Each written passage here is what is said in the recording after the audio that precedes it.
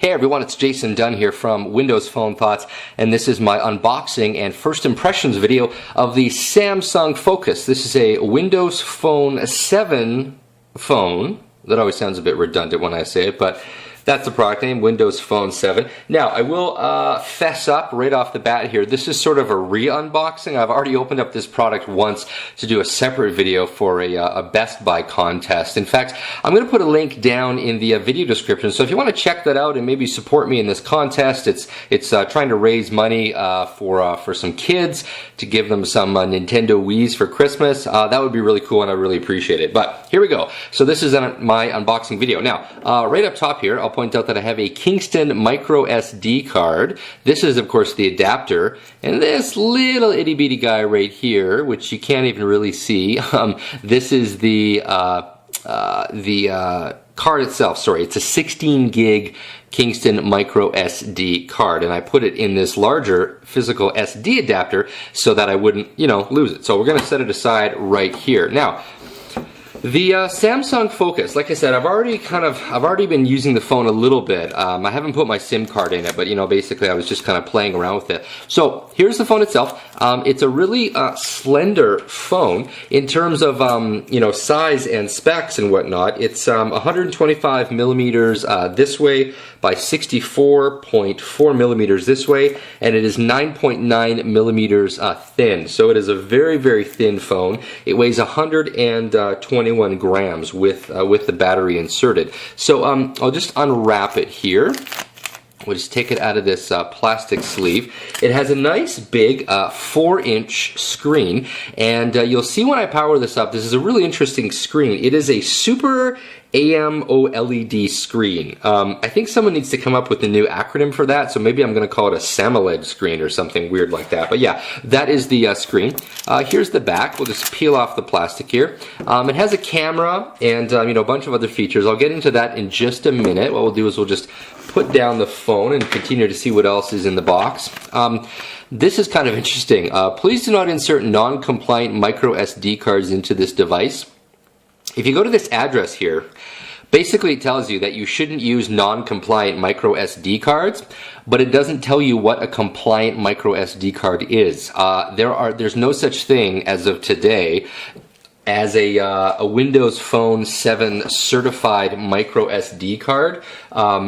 Basically right now Microsoft is put in an awkward position in terms of Samsung is one of the few devices that actually has an exposed micro SD card. Removable storage was not part of Microsoft's initial specification for Windows Phone 7, so right now it's really weird. I got this card because I think that it should work. It's a class 10 card, although Samsung on their website actually says that a class rating is not indicative of actual compatibility. So really, I have no idea if this will work, but I'm gonna guess that it will. Now, what else is in the box? Really simple. We have the Samsung USB power adapter. So this is basically, you just plug this in the wall, you get USB power.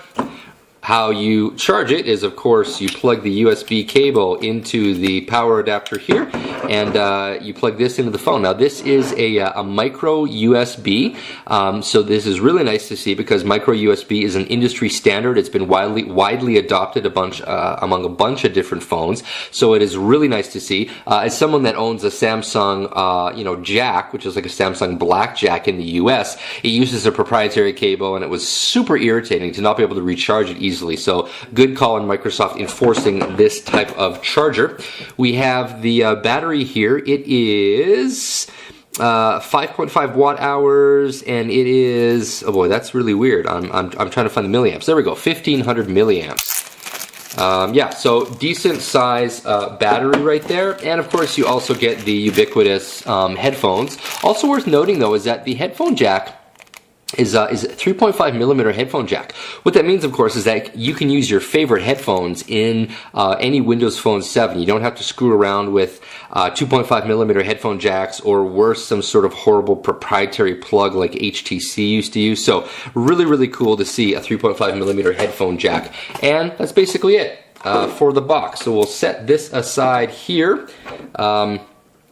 Talking about the phone itself, There's a camera on the back, and the camera does have a flash.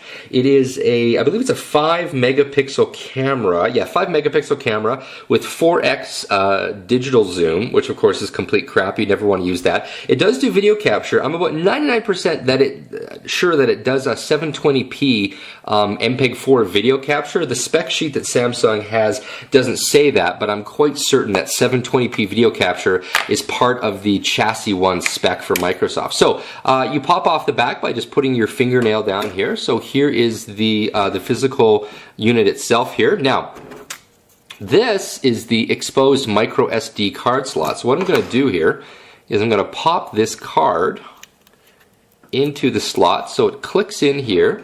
Then I'm going to put in my battery. Now, I'm not actually putting my SIM card in just yet. I'll probably do that a little bit later. So you pop in the battery, you put this back on. Now, in terms of other specs, I'll just maybe do a little walk around on the phone here. As you can tell, it's you know, it's really high gloss, so you know it's a fingerprint magnet, and it'll look pretty nasty after only a few minutes, but pretty standard for the phone industry, so what can you say? Now, so this is the front here. On the bottom, you have the back button, you have the Windows button, which returns you to the Windows Start screen, and then you have a dedicated search button. On the left-hand side here, you have volume buttons. You have up and down volume. On the top here, this is actually the charging port, and I'm kind of irritated by this. I really prefer phones that have charging ports in the bottom, and the reason why is that so you can actually buy a dock and dock it and have it charge and sit beside your computer. It's nice and simple. It's a little bit irritating when it's up at the top. 3.5mm headphone jack. On this side here we have the dedicated power button, and then over here we have a dedicated camera button. So I'm going to go ahead, I'm going to power this up. So now keep in mind this is the initial power up, which has the configuration for the phone. So this is not what you would go through every time, of course. This is just the initial configuration.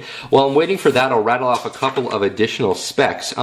This is of course a quad band GSM phone, 850, 900, 1800, 1900. It is an HSPA phone that runs on 850, 1900, and 2100 bands.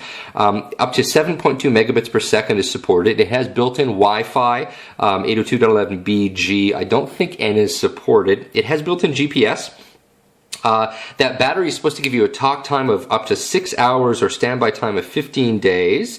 It does, obviously texting, picture, MMS, everything like that. 4-inch screen, 16 million colors. The resolution is 800 by 480, and I think that's about it for information. Oh, it has 8 gigs of RAM built in, or sorry, 8 gigs of flash ROM, meaning storage. So 8 gigs of flash storage, and that's important because it's important to know, because that's one of the reasons why I got this phone, was because it had the internal storage card that allowed me to expand the memory, because 8 gigs is pathetic. 8 gigs is what you would get on a phone a couple of years ago. 8 gigs for me is not enough for me to use this as a full-blown media phone. So yeah, that's something that I was pretty disappointed with. I really wish Samsung would have come out with a 16 gig and maybe even a 32 gig version. I think it's really short-sighted of them to only do 8 gigs. That just seems kind of dumb. So I'm just going to basically skip past this. This is all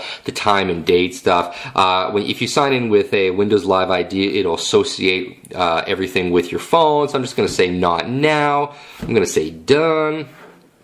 And then here's Windows Phone 7. Now, I'm going to verify that it's picking up the memory card setting by going into here, going into About, and then, boy, that's kind of interesting. See there? It says total storage 7.39 gigabytes and available storage 7 gigabytes. So I might need to do another hard reset in order to get that storage card to show up.